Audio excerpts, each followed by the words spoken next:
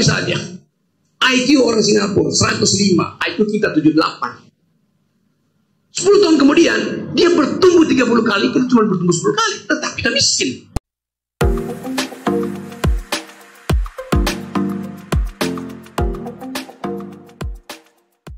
Negara ini didesain dengan prinsip bahwa ada keadilan sosial, itu dasarnya. Ekonomi kita punya 4 pemain. Satu adalah korporasi, dia dimaksudkan untuk melakukan akumulasi, fine, boleh lakukan tuh. Yang kedua BUMN, dia dimaksudkan untuk melayani public services. Itu yang kita tahu. Yang ketiga adalah operasi, untuk menghasilkan human solidarity. Kan itu dasarnya kan. Tetapi kalau kita lihat sekarang, boleh nggak ada market ekonomi? Boleh. Ada prinsip pertama tadi. Korporasi, market ekonomi. Tetapi yang berlaku sekarang bukan sekedar market ekonomi, tapi market society. Orang di Rempang ditanyain, Anda perlu berapa rupiah untuk saya pindahkan di apartemen? Sebutin berapa. Market society. Value di dalam diri orang itu dia dihargai. Kita mesti cegah market ekonomi masuk ke dalam masyarakat, berubah menjadi market society. Kita semua sekarang dianggap sebagai konsumen. Golkar cuma sekedar konsumen. Nunggu berapa sih Anda mau tuh supaya kita diamkan sprindik Anda itu? Kan itu dasarnya kan. Pak Dibo Alam dengan jaket kuning ditangkap oleh Pak Korsta, apa namanya istilahnya, Kop Kantip, dimasukin ke penjara kampus kuning pakai jaket kuning. Itu seorang pemuda yang dengan jaket kuningnya mempertaruhkan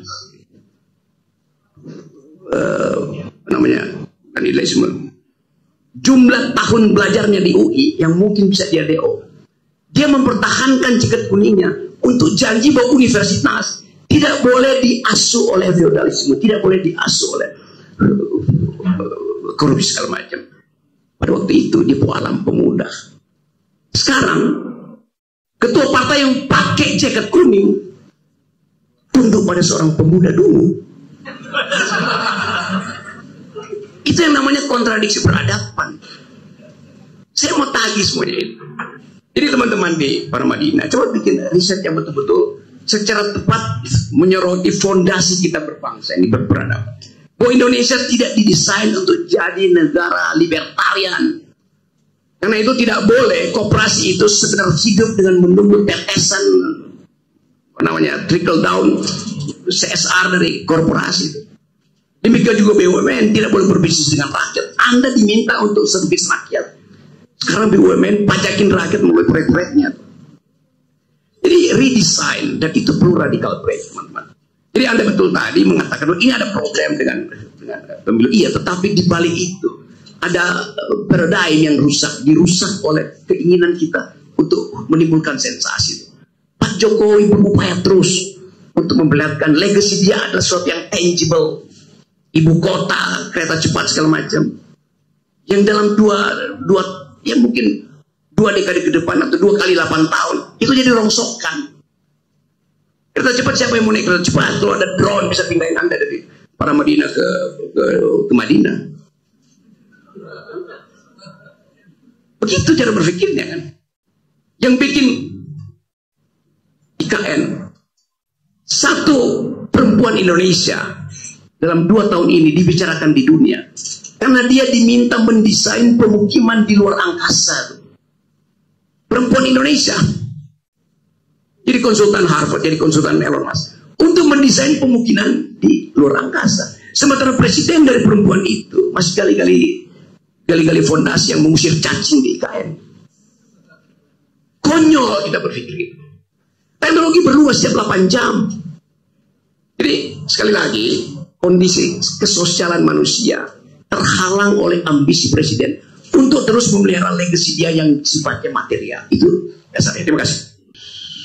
Satu waktu di abad 16 ada seorang wartawan datang pada seorang pemikir demokrasi namanya Jean-Jacques Rousseau.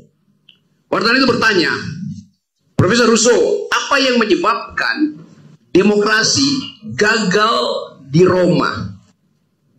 Tahun 100 Roma itu berantakan. Padahal itu negara demokrasi pertama. Kenapa Roma gagal memelihara demokrasi itu? Jean-Jacques Rousseau bilang begini. Demokrasi itu ibarat buah, sangat bagus buat pencernaan, tetapi hanya lambung yang sehat yang mampu menerimanya. Pertanyaan kita, lambung macam apa yang dipunyai oleh Erlangga? Lambung macam apa nih oleh Prabowo? Lambung macam apa yang dipunyai oleh Megawati? Dan bahkan lambung macam apa yang dipelihara, dipunyai oleh Pak Jokowi? Sehingga setelah 25 tahun reformasi, kita balik lagi pada square one. Bahaya otoritarianisme. Masyarakat dunia menerangkan bahwa Indonesia ada di dalam legacy, sedang menuntun legacy untuk kembali menjadi negara otoriter. Authoritarian personality ada pada Pak Jokowi dan akan menurun secara heredetik, bukan genetik, pada putra-putranya. Itu dasarnya. Kecemasan kita bahwa ini keluarga dengan DNA politik yang otoritarian. Kenapa? Karena tidak ada perdebatan di dalam politik yang dikeluarkan oleh Pak Presiden yang bisa menimbulkan harapan bahwa akan ada pertengkaran akademis. Hari-hari pertama saya masih minta saudara teman-teman LSM yang masuk ke istana untuk bilang pada Jokowi setiap minggu bikin public address. Undang budayawan yang paling kritis, undang pemimpin redaksi paling kritis, undang mahasiswa paling kritis. Bikin sore-sore itu bicara tentang negara. Sama seperti dilakukan oleh siapa dulu di Prancis itu, François Mitterrand. Setiap sore dia undang orang yang paling begal itu. Mari kita debat. Saya pernah usulkan itu. Istana bikin ada semacam kuliah pendek sore, sehingga Jokowi di brief secara intelektual. Itu dasarnya. Tidak terjadi. Bahkan mereka masyarakat sipil yang masuk ke istana akhirnya berbalik memusuhi kita. Bayangin. Anak-anak LSM itu LBH, macam-macam LBH saya kira nggak ikut tuh. Siapa Walhi, ada EMI segala macam, teten ada dari LBH segala macam. Masuk ke situ dengan izin kita. Kan kita dulu punya prinsip, Anda kita izinkan, kita dorong masuk ke istana. Tapi Anda melapor ke kita, karena kita yang mengutus Anda di situ. Secara diam-diam. Itu tacit agreement itu ada. Kita bilang, Teten, Soekarno dan Najib, siapa semua yang di situ? Tatap mata jenderal-jenderal itu, tundukkan mereka dengan civility itu. Gak berani. Akibatnya, KSP dikuasai oleh begal yang namanya Muldoko.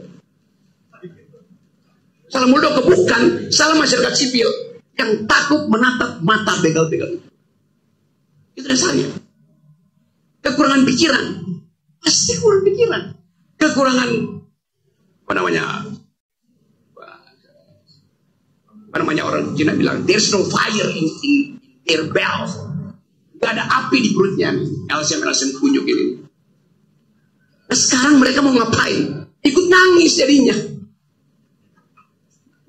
Bagaimana kita membaca kedunguan semacam itu? Jadi sekali lagi kita mau supaya tadi ada kesempatan untuk membuka percakapan akademis. Ada percakapan akademis. Kenapa tidak percakapan akademis? Karena yang seharusnya mengucapkan dalil pertama akademis, ijazahnya palsu. Betul, kecerdasan manusia itu diturunkan melalui rahim perempuan. Logis. Karena supaya generasi tumbuh, sustain, mesti ada yang lahir. Yang bisa melahirkan cuma perempuan. Jadi, kalau ayahmu pintar, pasti kena ibu nenekmu pintar, ibu ayahmu. Kalau ibumu pintar, pasti kena nenekmu juga pintar. Logisnya begitu. Tetapi setelah seorang manusia dilahirkan dari rahim perempuan untuk mewujudkan ide the politics of hope, setiap perempuan menginginkan putra-putrinya meneruskan kehidupan. Begitu dia lahir, dia langsung pindah dari rahim ibu pergi pada rahim laki-laki. Saya terangkan apa itu rahim laki-laki. Rahim laki-laki adalah kebijakan yang dibuat oleh kepala negara yang menyebabkan satu dari 4 bayi yang lahir hari ini akan mengalami kekurangan nutrisi di otaknya oleh stunting. Prevalensi stunting 24-20%. Artinya 1 dari bayi yang lahir akan menyusut otaknya 20-30%. Dilahirkan oleh ibu untuk jadi cerdas, begitu pindah ke rahim APBN, dia jadi dungu di situ. Itu namanya rahim laki-laki. Karena hak si bayi untuk memperoleh vitamin, memperoleh kacang hijau, memperoleh susu, berubah menjadi biaya untuk aspal jalan tol Jokowi. Trade off-nya di situ. Tidak mungkin kecerdasan itu tumbuh tanpa nutrisi. 1/4 dari nutrisi bayi, 1/4 dari APBN yang seharusnya tiba di puskesmas berubah menjadi fondasi IKN, berubah menjadi kereta cepat. Itu yang terjadi. Merampok APBN untuk membiayai legacy yang sifatnya material. Jelas. Jadi pembodohan itu terjadi karena si bayi pindah dari rahim ibu pergi pada rahim laki-laki. Rahim laki-laki. Rahim dinasti. Lebih dari itu, bayi yang sama, begitu dia lahir, dia sudah dibebani oleh hutang Jokowi 40-50 juta per bayi. Hutang kita itu gabung jadi 17 triliun. Semua hutang negara. Harus dibebankan pada si bayi ini. Jadi Anda bayangkan, semua perempuan Indonesia, begitu dia hamil, gembira, akan ada masa depan. Bergairah ibunya, wajahnya cerah. Lembaga survei datang, ibu, Anda senang gak hamil? Senang. Kan akan ada generasi yang akan jadi bonus demografi. Tapi coba lembaga survei bertanya langsung pada si bayi. Hai bayi, mau gak kamu lahir hari ini? Beri saya preferensinya. Datang ke para Madinah. Para Madinah datang, kasih data pada si bayi. Sebelum disurvei, kasih data dulu dong baru fair. Bayinya mengerti bahwa kalau dia lahir hari ini, dia akan dibebani utang 50 juta. Kalau dia lahir dari ini, mungkin sekali dia dari 4 bayi itu kena stunting, otaknya yang berkembang. Maka rame-rame bayi itu bilang, kami ingin tinggal di rahim itu. Itu jawaban jujur dari bayi. Jadi saya mau menerangkan demografi itu untuk memperlihatkan bahwa semua kebijakan yang disebut pembangunan itu menghina dari awal intelektualitas manusia, merendahkan intelek kita. Karena Pak Jokowi hanya ingin memamerkan sesuatu yang tangible, terlihat. Kecerdasan memang tidak terlihat, karena memang nggak ada pada dia. Itu yang kita lihat kan. Pak Jokowi keluarin semua kartu-kartu Indonesia Pinter, kartu apalagi Manula, kartu sehat segala macam. Ada satu kartu yang dia nggak mau keluarin, dia mau pegang sendiri. Namanya KID, Kartu Indonesia Dungu. Anda baca literatur, gak ada istilah bonus demografi. Yang ada demographic dividend. Cuman Jokowi kan, jangan terus dah. Bonus itu diberikan cuma-cuma tuh. Dividen artinya mesti ada dulu investasi, baru bisa dapat dividennya. Ada yang diinputkan di sini. Dari awal Anda bisa tentukan bahwa gak akan ada bonus demografi kalau bayi yang lahir hari ini dia harus bayar utang dulu dan isi kepalanya akan drop 30% otaknya. Mana mungkin ada bonus demografi kan? Kesalahan kedua adalah kabinet utama Jokowi gak pernah menerangkan bahwa bonus demografi kalau pakai istilah mereka itu baru disebut bonus dibandingkan dengan perkembangan demografi yang sama di Filipina, di Thailand, di Vietnam misalnya. Pak Jokowi bilang kalian anak-anak muda, kalian akan bonus demografi, kalian akan punya penghasilan 10 kali lipat sejak sekarang. Masuk akal. Kan ekonomi kita bertumbuh, apalagi kalau Jokowi di impeach. Kita akan dapat bonus demografi kali lipat pendapat kalian 2045. Senang kalian? Iya. Itu kalau anak muda seumur kalian di Vietnam, Thailand, Hong Kong, Singapura, negaranya bertumbuh cuma 2 kali lipat baru Anda bonus. Nah karena itu kalau misalnya IQ orang Singapura 105, IQ kita 78, 10 tahun kemudian dia bertumbuh 30 kali, kita cuma bertumbuh 10 kali, tetapi kita miskin. Karena itu namanya perbandingannya begitu cara membaca statistika. Jadi begitu cara kita melihat, jangan kita dihipnosis. Anda akan, iya bonus demografi kalau cuma ada satu negara di Asia, yaitu Indonesia. Kan mesti ada perbandingan, apalagi negara lain yang Eropa misalnya bisa speed up berkali-kali lipat. Jadi batalkan ide itu. Akan ada bonus demografi versi Jokowi. Kamu ganti sendiri. Bonus demografi versi Bapak Madinah, bila IQ nasional kita udah minimal 112. Etik adalah pilihan otonom manusia. Nggak ada yang namanya etik komunitas. Etik itu adalah problem yang mesti diputuskan secara individual. Beda dengan public ethics yang didesain untuk menghalangi orang berbuat curang. Jadi etika publik itu ada karena prinsip bahwa manusia itu falibilis. Manusia didesain secara antropologis untuk berbuat salah. Oleh karena itu diperlukan public ethics. Sebaliknya individual ethics diniatkan untuk bukan mengimpos, mengekspos bagian good faith dari manusia. Itu bedanya. Jadi Anda adalah makhluk moral itu. Karena itu Anda diperintahkan untuk berbuat baik. Public servant, ASN, pejabat dirumuskan secara terbalik. Ini manusia jahat, karena itu mesti dilindungi dengan public ethics sebagai imperative ideas untuk menuntun dia jangan sampai korupsi. Itu bedanya, dapat poin itu. Oke. Dari mana kamu tadi? Win. Tumben Win bisa mengerti bedanya. Oke. Jadi saya balik ke situ. Sekarang semua partai, departemen sibuk bikin code of conduct gitu, panduan etik. Saya sering diundang buat memeriksa. Saya bilang ini bukan etik yang dimaksudkan sebagai public ethics. Jadi Pak Rocky bisa ditambahin, ini ada 10 panduan etika. Jadi ditambah 11. Lu tambah sampai 300 pun itu bukan namanya public ethics. Etika itu nggak boleh diperinci satu persatu nih, nggak boleh ini.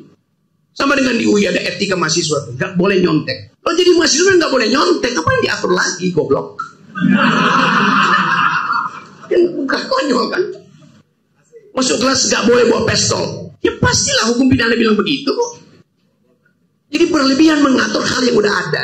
Tadi Pak Salim saya bilang redundant, berlebihan yang nggak berguna sebenarnya. Golkar bikin etika publik. Sama. Ikatannya apa? Itu namanya etiket. Aturan internal partai itu. Yang perlu dikembangkan adalah public ethics supaya orang percaya bahwa menjadi public servant artinya dia setelah selesai masa jabatannya harus lebih miskin ketika dia berkuasa. Itu namanya public ethics. Kalau dia lebih kaya artinya dia nggak ngerampok. Anda masuk dengan gaji Anda, gaji menteri 20 juta. Anda balik, Anda bikin 3 rumah itu. Lalu pertanyaan dari mana Anda dapat? Dari usaha. Oh, nggak boleh. Waktu Anda jadi pejabat kan Anda keep usaha Anda ke dalam blind trust. Lalu tiba-tiba Anda punya, ya pasti Anda merampok. Nanti nggak ada. Dari 10 itu nggak ada yang dilanggar. Oh iya, karena yang 10 itu terlihat. Yang tak terlihat adalah suaramu sebagai public servant. Jadi itu poinnya aja. Jadi tolong diterangkan pada masyarakat bahwa yang kita perlukan adalah public ethics, bukan kode etik. Sekarang kalau kita lihat riset dunia itu, di semua universitas ada 3 cluster riset. Satu adalah soal human genome, soal DNA, yang sudah diriset kira-kira 30-40 tahun, dan mungkin sudah selesai tapi tinggal 9-9-nya. Tempel-tempel supaya kita paham anak UIN tadi yang cerdas itu Amar Anda ada semester berapa sekarang? Nomor 3, rencana Anda DO semester berapa? 7, Bung, 7. Jadi punya rencana untuk DO, bukan untuk menyelesaikan. Artinya dia tahu di semester 7 dia udah menguasai cluster riset tertentu. Di dunia riset tentang human genome masih berlangsung, tapi polanya udah selesai. Kita bisa tahu, kita asal usulnya, saya di gambarnya Pak Dipo Alam, saya datang dari Minahasa. Tapi mungkin saya datang dari semak-semak Afrika 4 juta tahun yang lalu. Human genome kita bisa lihat di dalam peta genome manusia. Riset kedua adalah soal big data. Untuk mempelajari behavior kita dalam konsumsi, di dalam relasi seksual, jumlah hormon yang diproduksi setiap kali Anda terangsang lewat film porno, berapa persen yang oksitosinya, berapa persen dopamin, segala macam, itu jadi riset. Dengan Anda punya handphone, orang tahu behavior Anda, orientasi politik Anda. Sudah berapa kali diseruduk banteng, sudah berapa kali diikat di pohon beringin, nah itu juga bisa ketahuan. Jadi itu riset tentang big data yang bisa diserap dari aktivitas kita untuk berteknologi. Riset ketiga soal artificial intelligence, AI, yang bisa menyebabkan kita saling memalsukan diri. Nah, ini riset yang sedang tumbuh di dunia. Di BRIN risetnya hanya boleh berlangsung berdasarkan prinsip Pancasila. Kata Ibu Mega begitu. Gak boleh ada riset lain kecuali dituntun oleh Pancasila. Riset yang dituntun oleh ideologi itu bukan riset. Riset tidak boleh berbasis pada ideologi. Satu-satunya riset yang dituntun oleh ideologi itu riset tentang ras Arya yang dipraktekkan oleh rejim Nazi. Itu satu riset. Basisnya ideologi. Jadi sekarang BRIN itu yang dulu dipimpin oleh Pak Dipo Alam berubah menjadi riset yang rasistis karena dituntun oleh ideologi. Jadi kebebasan riset pun kita lihat, karena semua apa namanya BRIN itu kalau nggak setuju paling cao tuh. Terus kita nggak tahu yang diriset oleh BRIN apa itu? Badan Riset dan Inovasi Negara. Nah, kita ingin supaya 3 klaster itu kita bahas sama-sama. Di mana posisi Indonesia di dalam 3 klaster riset? Human genome, Anda tahu human genome, Anda tahu data, Anda bisa kendalikan market. Asal usul Anda datang dari Afrika. Pembuluh darah Anda dialiri oleh jenis darah A, agriculture, berarti mesti diproduksi makanan. Karena Anda pasti akan konsumsi itu. Untuk mengetahui berapa banyak Anda bisa produksi, berapa banyak perusahaan bisa menipu Anda, dibantu oleh artificial intelligence. Dalam politik juga begitu, politik dunia juga begitu. Tetapi yang unik hari ini, ada pertumbuhan tadi etika global. Karena merasa bahwa kalau kita andalkan bumi ini untuk dieksploitasi berdasarkan big data, dengan informasi human genome yang dimanfaatkan lewat artificial intelligence, diolah lewat intelligence, maka kita akan jadi manusia-manusia konsumen. Itu yang membuat para ideolog kapitalis bahkan menganggap bahwa kalau model growth ini masih diteruskan, dunia ini akan hancur karena soal lingkungan. Itu dasarnya kan. Sehingga beberapa bulan lalu, beberapa tahun lalu, di Davos, tempat seluruh CEO dunia yang mengerti tentang cara mengarahkan dunia, cara mengatur perang, bagaimana mencicil kemiskinan itu, bersepakat melihat bahwa saatnya menumbuhkan kembali human solidarity.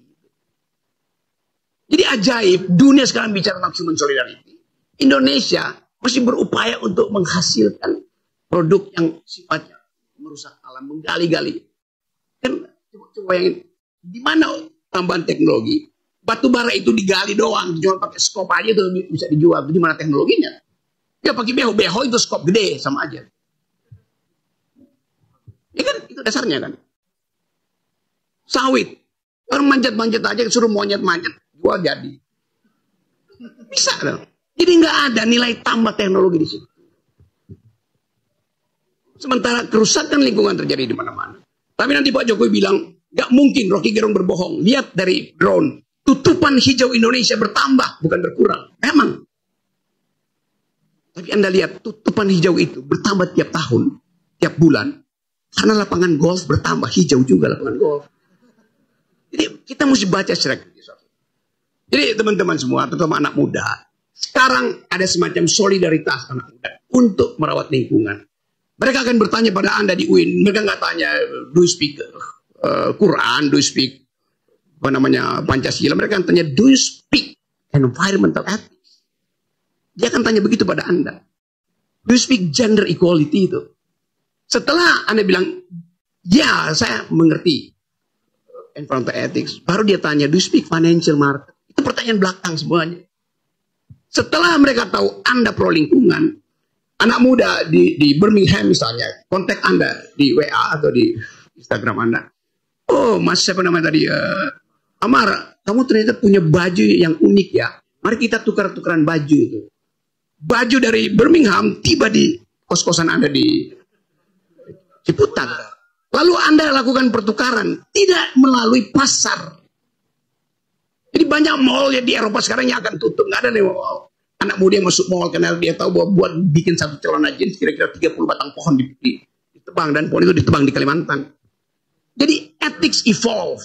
Etik itu bertumbuh justru karena keperhatian terhadap lingkungan. Nah di kita di Indonesia itu Jokowi bilang bahwa silahkan bongkar IKN, datangkan investor dan gusur sarang burung, biarkan ular itu nggak punya sarang lagi, hancurkan rempang segala macam. Jadi ada kontras intelektual antara kebijakan yang seharusnya merawat lingkungan dan ambisi presiden untuk memamerkan legasinya dia. Itu soalnya. Makasih. 82% dari pemilih kita hanya lulus 7 tahun. Artinya dia lulus SMP. Jadi Anda bayangkan. Ada 82% pemilih tidak lulus SMP.